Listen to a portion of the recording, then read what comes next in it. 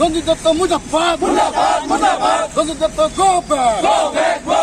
আমার দাবি ন্যায্য দাবি আমার দাবি মানিল উই আর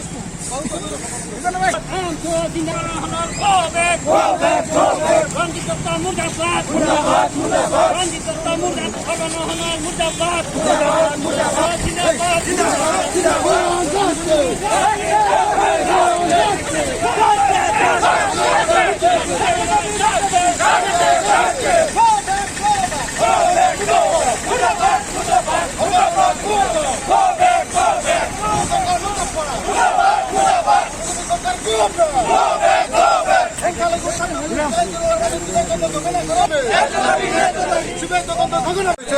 অসমৰ বিভিন্ন জিলাত আমাৰ আমচুৰ কেন্দ্ৰীয় সমিতিয়ে বাৰম্বাৰ এই তথ্য ফাজিল কৰাৰ পিছতো বাৰম্বাৰ এই তথ্যসমূহ ৰাজহুৱা কৰাৰ পিছতো অসমৰ মুখ্যমন্ত্ৰী তথা সংখ্যালঘু দপ্তৰৰ মন্ত্ৰী ৰঞ্জিত দত্তই কোনো ধৰণৰ বিহিত ব্যৱস্থা গ্ৰহণ কৰিবলৈ আমাৰ পৰিলক্ষিত হোৱা নাই, যাৰ বাবে আজি আমি সদৌ অসম সংখ্যালঘু ছাত্ৰ ইউনিয়ন আমচুৰ কেন্দ্ৰীয় সমিতিৰ নিৰ্দেশ মৰ্মে অসমৰ বিভিন্ন জিলাৰ লগতে আমি উত্তৰ সীমান্ত জিলা সমিতিৰ উদ্যোগত আজি আমি অসমৰ মুখ্যমন্ত্ৰী সৰ্বানন্দ সোণোৱাল সংখ্যালঘু দপ্তৰৰ মন্ত্ৰী ৰঞ্জিত দত্তৰ প্ৰতিকৃতি দাহ কৰিছোঁ। আমি এইখিনি দাবী উত্থাপন কৰিছোঁ যে অনতি পলমে এই সংখ্যালঘু ছাত্ৰছাত্ৰীৰ যি কেলেংকাৰী সংঘটিত হৈছে এই সম্পৰ্কে যদি CBI তদন্ত ঘোষণা নকৰে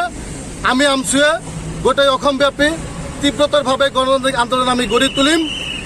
যদি এইখিনিতে আমাৰ আজিৰ কাৰ্যসূচী আমি কৰিছোঁ, আমি চৰকাৰক দাবী উত্থাপন কৰিছোঁ। সৰ্বানন্দ সোণোৱাল ডাঙৰীয়াক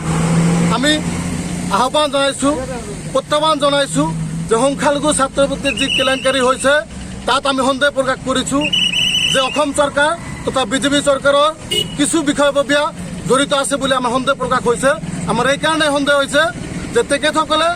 আমি আমচুৱে বা অন্যান্য বিভিন্ন সংগঠনে বাৰম্বাৰ উনুকাই দিয়াৰ পিছতো কি কাৰণে আজি CBI তদন্ত ঘোষণা নহ'ল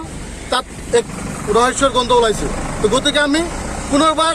অসমৰ মুখ্যমন্ত্ৰী ডাঙৰীয়াক তথা ৰঞ্জিত দত্তক আহ্বান জনাইছোঁ যে অনতি পলমে CBI তদন্ত ঘোষণা কৰি